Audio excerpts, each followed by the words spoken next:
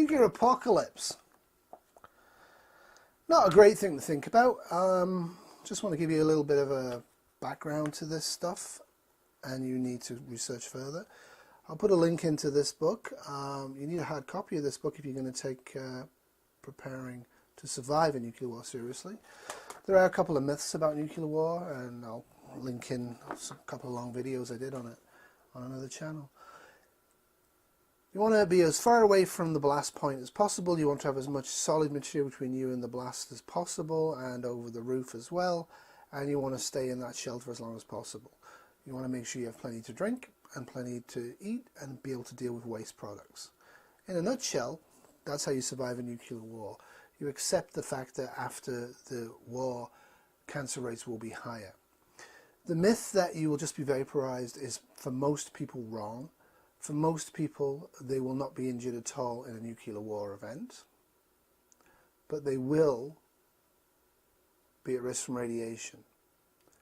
For most people who are injured by a nuclear war event, that will not kill them directly. They will die very, very painfully from burns and from blast injuries. A few, a lucky few, will be vaporized. But don't assume you'll be vaporized. Assume you're going to be injured. Assume that you're going to need water and you'll need food, and nobody else is going to come in and give you it. The blast radius that you want to be away from a bomb is 25 miles minimum and in the shelter. You want to be preferably 50 miles away and upwind from blast zones. That's the ideal. And you want to research how you can construct a shelter in the building that you have available to you called your home. You want to make sure that when you're driving and commuting that you're looking at buildings on the route that you could break into quickly and construct a shelter in place in there. You need to shelter for at least 12 hours. 24 hours is minimum, I would say.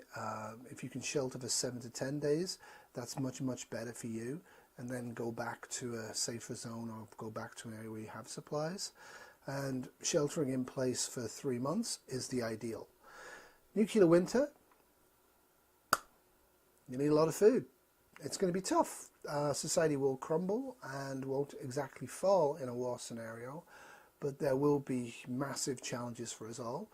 And part of prepping for this is to avoid chaotic panic. If it ever happens, hopefully it never will. All right, au revoir.